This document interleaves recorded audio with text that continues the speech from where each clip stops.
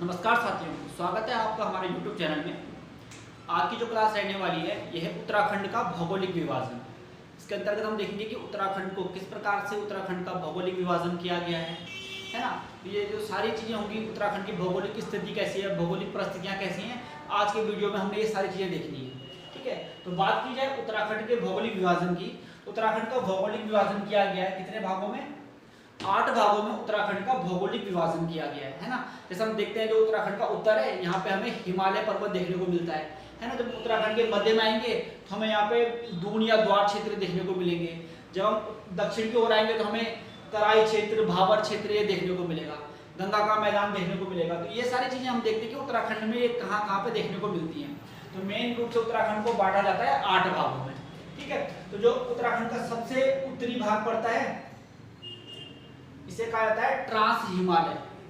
सबसे उत्तरी भाग है, इसमें सबसे पहला पार्ट पड़ता है उत्तराखंड का ट्रांस हिमालय।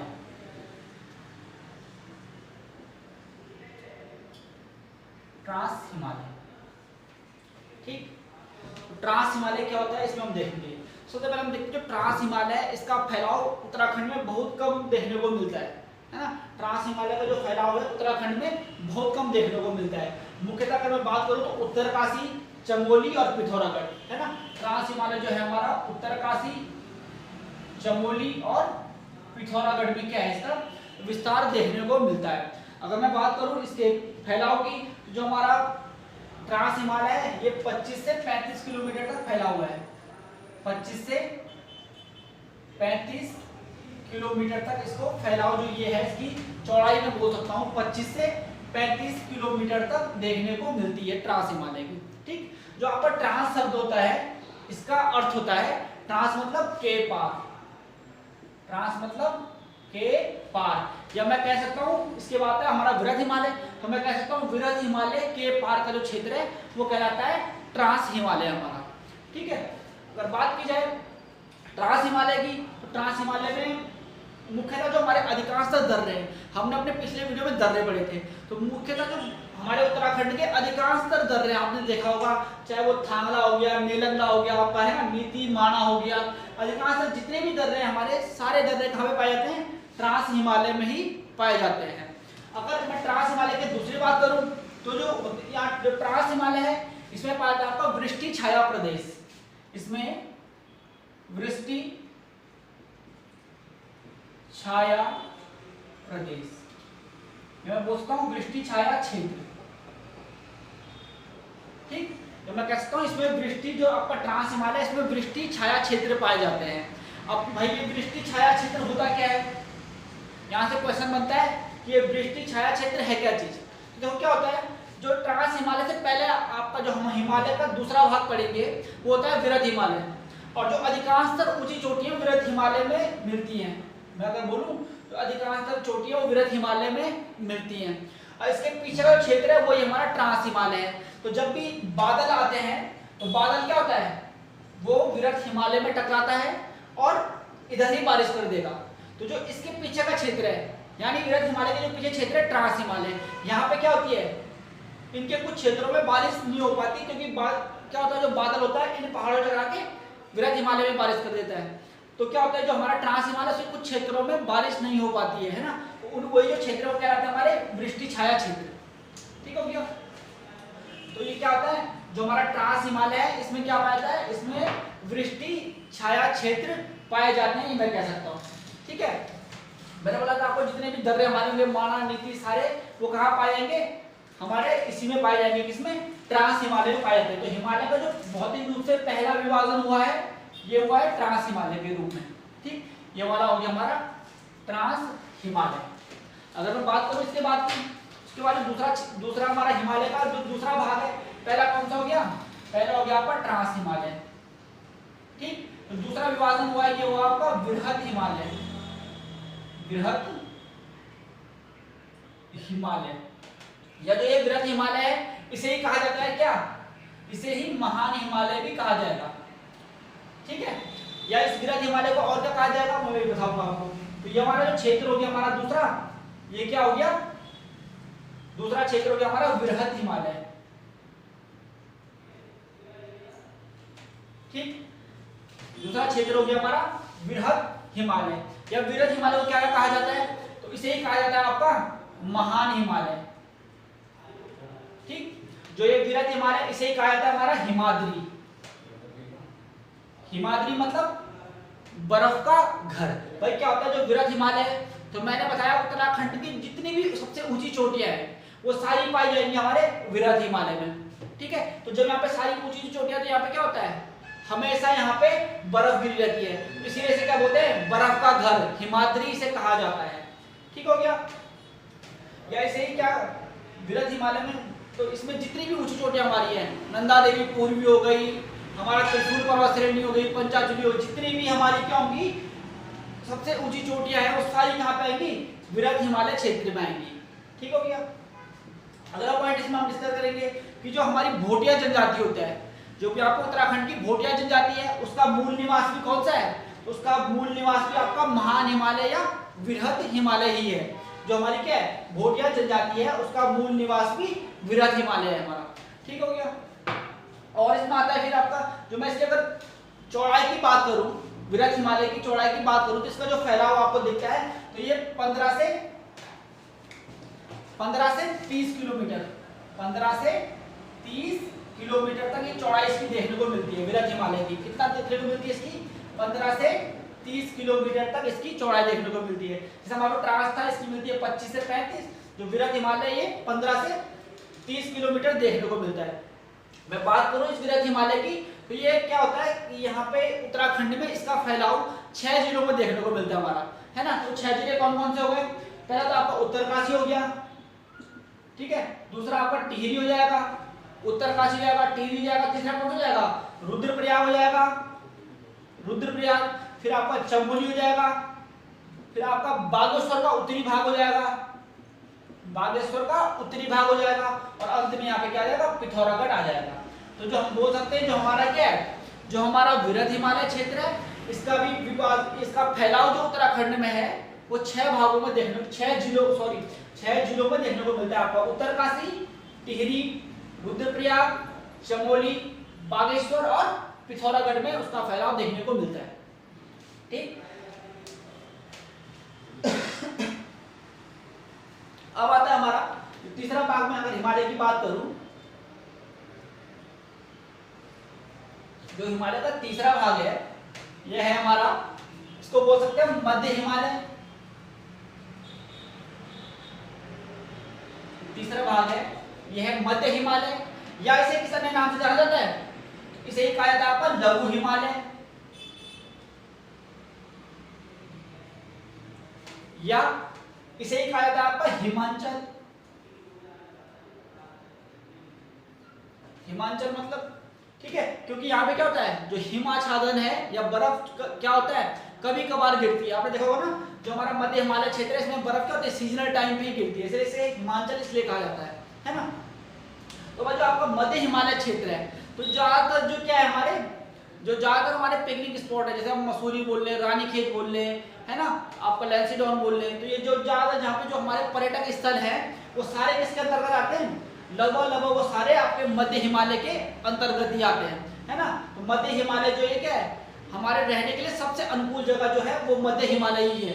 ठीक है, अगर इसके फैलाव की बात करें तो मध्य हिमालय का जो फैलाव है, इसका जो फैलाव है मध्य हिमालय का, ये आपको 70 से 120 किलोमीटर तक देखने को मिलता है। जो हमारा मध्य हिमालय है इसकी चौड़ाई में बोलूं अगर, तो 70 से 120 किलोमीटर तक, ठीक है, 70 से 120 किलोमीटर तक इसकी जो चौड़ाई है वो देखने को मिलती है मध्य हिमालय की। अगर मैं बात करूं ये कितने जिलों में फैला है, तो देख लेते हैं हम, देहरादून, यहाँ देहरादून आ गया, और टिहरी आ गया, देहरादून हो गया, टिहरी हो गया, और क्या हो गया आपका रुद्रप्रयाग हो गया, इधर आपका रुद्रप्रयाग हो गया, पौड़ी हो गया, चमोली हो गया, बागेश्वर हो गया,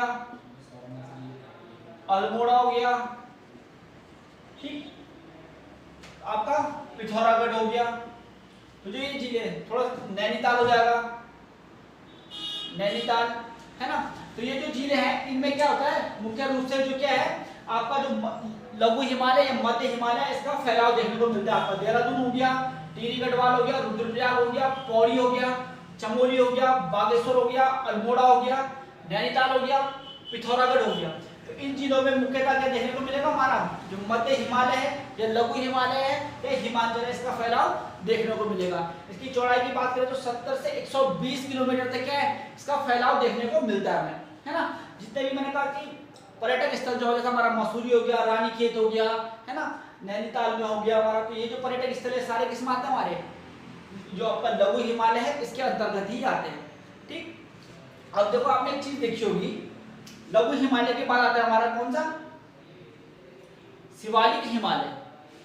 लघु हिमालय के बाद आएगा हमारा शिवालिक हिमालय। शिवालिक हिमालय, परंतु शिवालिक हिमालय को पढ़ने से पहले हम यहाँ पे एक चीज देख लेते हैं कि जो लघु हिमालय है और जो शिवालिक हिमालय है, आपने देखा होगा ना, जैसे हमारा लघु हिमालय में आ गया मसूरी, और फिर क्या है, मसूरी के बाद बीच में क्या पड़ता है, देहरादून पड़ता है ना। तो ऐसी क्या है, जो लघु हिमालय है और जो हमारा क्या है शिवालिक हिमालय है, इनके बीच में जो क्या मिलती है हमें, मैं बोल सकता हूँ इनके बीच में चौरस घाटियां हैं। चौरस क्या मैं बोल सकता हूँ, जो समतल मैदानी जो क्षेत्र आता है, किसके बीच में, लघु हिमालय और शिवालिक हिमालय के बीच में जो समतल मैदानी क्षेत्र आता है या चौरस जो घाटियां आती हैं, इन्हें क्या कहते हैं हम, इन घाटियों को कहा जाता है आपका दून या द्वार। क्या कहा जाता है इन घाटियों को, इन घाटियों को कहा जाता है दून या द्वार। जैसे क्या हो गया हमारा देहरादून हो गया, पाटलिपुत्र हो गया, जैसे कोटद्वार हो गया, हरिद्वार हो गया, है ना, तो ये क्षेत्र कहलाते हैं हमारे दून या द्वार क्षेत्र कहलाते हैं। ठीक है, उसके बाद आता है शिवालिक हिमालय। तो भाई क्या होता है, जो शिवालिक हिमालय है ये क्या है, हिमालय का पाद हम इसको कह सकते हैं, मतलब हिमालय का पाद मतलब बिल्कुल हिमालय के पांव में सबसे निचला जो हिमालय है, जैसे कि आप बोलते हैं हिमालय का पाद क्षेत्र, हिमालय का पाद क्षेत्र। ठीक, जो हमारा शिवालिक हिमालय क्या है, हिमालय का पाद क्षेत्र। ये जो शिवालिक हिमालय क्या है, अगर मैं बोलूंगा कि हिमालय में सबसे नवीन हिमालय कौन सा है, तो सबसे नवीन हिमालय कौन सा है, शिवालिक हिमालय। तो ये जाएगा सबसे नवीन हिमालय भी हमारा ये होगा, कौन सा, शिवालिक हिमालय। ठीक हो गया, सबसे नवीन हिमालय भी कौन सा होगा। और कभी बात आ जाए कि सर्वाधिक वर्षा किस हिमालय में होती है, तो वो भी आपकी कहां पे होगी, सर्वाधिक वर्षा। सर्वाधिक वर्षा भी कहां पे होती है, शिवालिक हिमालय में होती है। और बात करें कि सर्वाधिक वर्षा शिवालिक हिमालय में कैसे होती है, तो देखिए ये मैदानी क्षेत्र है, यहाँ पे पहले शिवालिक हिमालय आपका आएगा, फिर आपका मध्य हिमालय आएगा, फिर आपका वृहद हिमालय आएगा, और फिर यहाँ पीछे आपका ट्रांस हिमालय आएगा। तो जो ये मैदानी क्षेत्र है, जब यहाँ से बादल बनेगा, बादल चलना शुरू होगा, तो सबसे पहले वो कहाँ टकराएगा, शिवालिक हिमालय में टकराएगा। सर्वाधिक वर्षा क्या करता है, शिवालिक हिमालय का क्षेत्र है, सर्वाधिक वर्षा पहले यहीं पे होती है, उसके बाद फिर आपके मध्य में होगी, तब वृहद में होगी, और सबसे कम ट्रांस में होगी, है ना। ठीक हो गया, तो सर्वाधिक वर्षा कहाँ पे होगी, आपके शिवालिक क्षेत्र में सर्वाधिक वर्षा होती है ना। तो जो आपका चौथा उत्तराखंड का चौथा विभाजन हुआ वो शिवालिक हिमालय के रूप में हुआ, है ना। शिवालिक हिमालय में हमने पढ़ा कि जो हिमालय का सबसे पाद क्षेत्र है, मतलब हिमालय का सबसे निचला क्षेत्र है। ठीक, और क्या होता है इसमें, हिमालय का सबसे नवीन जो हिमालय है, सबसे नवीन हिमालय जो वो भी कौन सा है, शिवालिक हिमालय। सर्वाधिक वर्षा की बात की जाए, सर्वाधिक वर्षा भी कहाँ होती है, शिवालिक हिमालय में होती है। और जो ये शिवालिक हिमालय होता है, यहाँ पे क्या होता है, जो हमारा शिवालिक हिमालय है ये खनिज की दृष्टि से, मतलब सर्वाधिक खनिज जो है वो यहीं पे पाया जाता है शिवालिक क्षेत्र में, है ना। ये भी लिख सकते हैं हम, सर्वाधिक खनिज। उत्तराखंड में जो सर्वाधिक खनिज है वो कहाँ पाए जाते हैं, वो भी शिवालिक हिमालय क्षेत्र में ही पाए जाते हैं। ठीक हो गया, अब इसके बाद आता है हमारा शिवालिक हिमालय के बाद आता है हमारा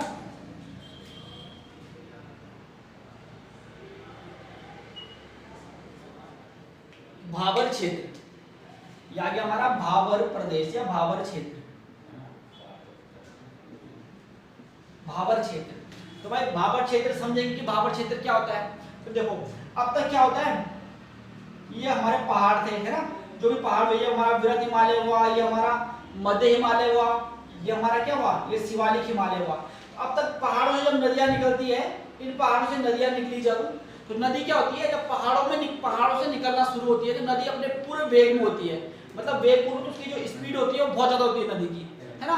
तो जब वो पहाड़ों से आती है नदी, तो अपने साथ बड़े बड़े पत्थर, रेत वगैरह लेके आती है। और यहाँ नीचे हमारा जो मैदानी क्षेत्र है उसमें ये बड़े बड़े पत्थर क्या करती है, नदी यहाँ छोड़ना शुरू कर देती है। भाई जब नदी ऊपर से आएगी तो वो बड़े बड़े पत्थर लेके साथ में आती है ना। और लेकिन जब नदी मैदान में आएगी तो नदी की स्पीड अपने आप ही कम हो जाएगी, है ना। और जब नदी की स्पीड कम होगी तो जो नदी ऊपर से बड़े बड़े पत्थर लाई थी, नदी उन पत्थरों को आगे नहीं ले जा पाती है और यहीं छोड़ना शुरू कर देती है ना। अब जब जब क्या करती है, नदी इन पत्थरों को छोड़ना शुरू करती है तो नदी इन पत्थरों के ऊपर से न बह के इनके नीचे से बहना शुरू कर देती है। तो मैं कह सकता हूँ जो ये वाला क्षेत्र बनता है इसमें क्या होता है, नदी जो ये पत्थर लाए होते हैं नदी के द्वारा इनके नीचे से बहना शुरू हो जाती है। और जो ये क्षेत्र हमारा होता है यही क्षेत्र कहलाता है भाबर क्षेत्र। आपको भाबर क्षेत्र में देखने को मिलेगा, यहाँ पे बड़े बड़े पत्थर, रेत या मोटी मृदा देखने को मिलेगी और उनके नीचे से नदी बहती है। ठीक हो गया। ये वाला जो क्षेत्र होगा हमारा ये कहलाएगा हमारा भाबर क्षेत्र। तो जो पांचवा या बोल सकते हैं जो छठवां विभाजन हुआ है भाबर क्षेत्र के रूप में हुआ है हमारा। ठीक हो गया। और जो सातवां आपका विभाजन हुआ है ये आता है आपका, मैं बोल सकता हूं ये अंतिम विभाजन हमारा हुआ है, ये आपका हो गया तराई क्षेत्र के रूप में, है ना। ये भाबर है, इसके बाद आपका तराई क्षेत्र।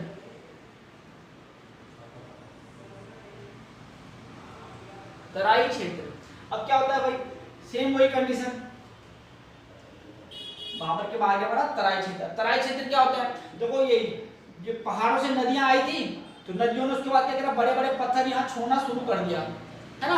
और नदी इनके नीचे से बहना शुरू हो गई, ये तो बन गया हमारा भाबर क्षेत्र। अब जब क्या होता है, नदी जब इन पत्थरों से निकलना शुरू कर गया तो जब ये पत्थर खत्म हो गए उसके बाद नदी क्या करती है, जगह जगह से नदियां निकलना शुरू जाती है। जैसे यहाँ से पत्थर खत्म हो गए तो कुछ नदी यहाँ से निकलेगी, कुछ यहाँ से निकलेगी, कुछ यहाँ से निकलेगी, कुछ यहाँ से, तो मतलब क्या करती है नदियां धाराओं के रूप में जगह जगह से निकलना शुरू हो जाती है। तो जो उसके बाद जो क्षेत्र बनेगा वो क्या होगा, यहाँ पे भाई पानी का जो कीचड़ युक्त होगा वो ज्यादा बन जाएगा ना, क्योंकि जगह जगह से पानी निकलेगा, नदियां निकलेंगी, तो यहाँ पे जो होगा ये भाग जो रहेगा ये क्या होगा, इसमें पानी की मात्रा अधिक रहेगी। या जैसे हम बोलते हैं बारिश के बाद जैसे कीचड़ सा हो जाता है तो वैसी टाइप की भूमि बन जाती है। तो जो ये क्षेत्र हमारा ये कहलाता है हमारा तराई क्षेत्र, है ना। तो यही जो क्षेत्र बनता है ये हमारा तराई क्षेत्र कहलाता है। जैसे आपने देखा होगा जो यहाँ पर नैनीताल वाला क्षेत्र पड़ता है, यहाँ से बहुत सारी नदियां आपने देखी सीक्वेंस से निकलती हैं, है ना। जैसे कौन सी हो गई, जैसे हमारी यहाँ पे हो गया, हमारी यहाँ से निकलती है बागरा नदी हो गया, गोरा नदी हो गया, है ना।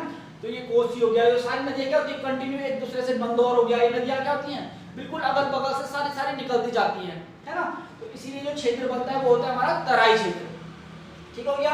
अब अंत में जो हिमालय का विभाजन है वो है हमारा किसके रूप में, अंत में देखने को मिलेगा आपको गंगा का मैदान, गंगा का मैदान। और ये मुख्यतः कहाँ पे देखने को मिलता है गंगा का मैदान, तो मुख्यतः मैं बोलूँ हरिद्वार क्षेत्र में आपको देखने को मिलता है। कौन सा, गंगा का मैदान मुख्यतः आपको हरिद्वार जो क्षेत्र है यहाँ पे देखने को मिलेगा। ठीक हो गया। गंगा का मैदान मतलब जब गंगा नदी यहाँ पर हरिद्वार में जाती है तो गंगा नदी ऊपर से अपने साथ जो भी क्या लाएगा, गंगा नदी जो अपने साथ रेत मिट्टी लेके आएगी और यहाँ पे छोड़ना शुरू कर देती है, क्योंकि समतल मैदान है यहाँ पे छोड़ना शुरू कर देती है। तो गंगा नदी के द्वारा जो मैदान बनेगा वही कहलाएगा हमारा गंगा का मैदानी क्षेत्र। ठीक हो गया। तो हमने देखे उत्तराखंड का भौगोलिक विभाजन 8 क्षेत्रों में इस प्रकार किया गया है। पहला हमने कौन सा देखा, पहला हमने देखा भाई ट्रांस हिमालय, ठीक हो गया। दूसरा हमने कौन सा देखा, दूसरा हमने देखा वृहत हिमालय, है ना। तीसरा हमने क्या देखा, तीसरा हमने देखा मध्य हिमालय या इसे हम लघु हिमालय हिमाचल कहते हैं। चौथा कौन सा था, चौथा आता है यहाँ पे दून या द्वार क्षेत्र, दून या द्वार क्षेत्र हमने देखे थे। जो पांचवा विभाजन है किसके रूप में हुआ है, पांचवा आपका विभाजन है वो हुआ है शिवालिक हिमालय के रूप में। ठीक हो गया। जो छठवां विभाजन देखने को मिलता है वो आपका भाबर प्रदेश के क्षेत्र में, भाबर क्षेत्र के रूप में। जो सातवां विभाजन है वो है हमारा तराई क्षेत्र के रूप में। जो आठवें रूप में भौगोलिक विभाजन हुआ ये है गंगा के मैदानी रूप के क्षेत्र में। ठीक है। अब यहाँ से क्वेश्चन क्या बनता है, यहाँ से एग्जाम में क्वेश्चन बनता है, काफी टाइम क्वेश्चन बनता है। यहाँ पे आप थोड़ा ध्यान लगा के देखेंगे, ठीक है। यहाँ से बहुत बार क्वेश्चन पूछा जाता है। अब ये क्वेश्चन क्या पूछा जाता है कि जो आपका ट्रांस हिमालय है, ये आपका ट्रांस हिमालय, ठीक, और जो ये आपका वृहद हिमालय है, इनके बीच जो लाइन है, इनके बीच ये रेखा आ रही है ना, तो ट्रांस हिमालय और वृहद हिमालय को जो लाइन अलग करती है इसका नाम क्या है। ठीक है, ये क्वेश्चन बहुत बार पूछा जाता है। तो ट्रांस हिमालय और वृहद हिमालय को अलग करने वाली लाइन कौन सी है, इसे कहा जाता है हमारा सचर जोन, सचर जोन, ठीक है, सचर जोन। तो आपका क्या हो जाएगा, ट्रांस हिमालय और वृहत हिमालय को अलग करने वाली लाइन कौन सी जाएगी, उसे हम कहेंगे सचर जोन। इसी प्रकार से जो क्या होता है, हमारा वृहत हिमालय है और जो उसके बाद हमारा क्या आता है, मध्य हिमालय, या इसे कहते हैं लघु हिमालय। जो आपका वृहत हिमालय इसे क्या कहते हैं, ग्रेट हिमालय, यही हो गया, या विशाल हिमालय भी ये हो गया, या हिमाद्री क्षेत्र भी हमारा यही हो गया, ये महान हिमालय भी इसे कहेंगे हम, ठीक है। तो कुछ भी पूछ सकता है, बोलेगा महान हिमालय और लघु हिमालय के बीच क्या है, या बोलेगा वृहत हिमालय या मध्य हिमालय के बीच कौन सी रेखा है। तो वृहत हिमालय और मध्य हिमालय के बीच जो लाइन खींची गई है, ये वाली है ना, जो पूरी लाइन आपकी आ रही है दोनों के बीच, तो इस रेखा का नाम क्या है ना। तो इस रेखा का आपका MCT, MCT main central thrust, या मैं इसे कह सकता हूं मुख्य केंद्रीय भ्रंश, मुख्य केंद्रीय भ्रंश। तो वृहत हिमालय और मध्य हिमालय को अलग करने वाली जो लाइन है उसे क्या कहा जाता है, मुख्य केंद्रीय भ्रंश उसे कहा जाता है, ठीक हो गया। अब ऐसे ही हमारा क्या है, जो मध्य हिमालय है और जो शिवालिक हिमालय है, मध्य हिमालय और शिवालिक हिमालय है, ठीक है। मध्य हिमालय और शिवालिक हिमालय को जो अलग करने वाली लाइन है, ये वाली लाइन है, इसे क्या कहा जाता है, इसे कहा जाता है आपका MBT, ठीक है, MBT, या मैं बोलूं मेन बाउंड्री थ्रस्ट, या मैं लिखूं इसे मुख्य सीमांत भ्रंश, मुख्य सीमांत भ्रंश भी इसे कहा जाता है, ठीक है, मुख्य सीमांत भ्रंश भी इसे कहा जाता है। अब एक रेखा और होती है, जो आपका शिवालिक क्षेत्र है और जो आपका भाबर क्षेत्र है, इनको जो अलग करने वाली लाइन ये है, इसे क्या कहा जाता है, इसे कहा जाता है आपका HFF, HFF। ये क्या हो गया आपका, हिमालयन फ्रंटल फॉल्ट, ठीक है, ये हो गया आपका हिमालयन फ्रंटल फॉल्ट हो गया आपका, ठीक है, हिमालयन फ्रंटल भ्रंश हो गया HFF। इस प्रकार से जो क्वेश्चन बने, ट्रांस हिमालय और वृहत हिमालय को अलग करने वाला जो रेखा कौन सी है, सचर जोन है। जो वृहत हिमालय और आपका कौन सा है, वृहत और मध्य हिमालय को अलग करने वाली लाइन कौन सी है, तो ये आपका हो गया मुख्य केंद्रीय भ्रंश MCT, मेन सेंट्रल थ्रस्ट। इसी प्रकार से जो मध्य हिमालय और शिवालिक हिमालय को अलग करने वाली रेखा है, तो ये कौन सी होगी हमारी MBT, ये मेन बाउंड्री थ्रस्ट, या इसे बोलते हैं मुख्य सीमांत भ्रंश। इसी प्रकार से हो गया शिवालिक और जो आपका भाबर क्षेत्र से अलग करने वाली रेखा कौन सी हो गई, तो वह आपकी HHF, हिमालयन फ्रंटल फॉल्ट, या हिमालयन फ्रंटल क्या हो गया हमारा फॉल्ट हो गया या भ्रंश हो गया, ठीक है। इस प्रकार से आज हमने देखा है कि उत्तराखंड का जो विभाजन हुआ है 8 भागों में, वो किस प्रकार से किया गया है, और जो ये लाइन है कि कौन से हिमालय को कौन सी लाइन अलग करती है, इनसे बहुत बार आपने देखा हो क्वेश्चन पूछा जाता है, ठीक है। तो आज का वीडियो यहीं पे समाप्त करते हैं। अगर आपको वीडियो अच्छा लगा है तो लाइक करें, शेयर करें, कमेंट करें, और कमेंट करके ये जरूर बताएं कि अगला वीडियो आपके लिए किस टॉपिक पर बनाया जाए। Thank you.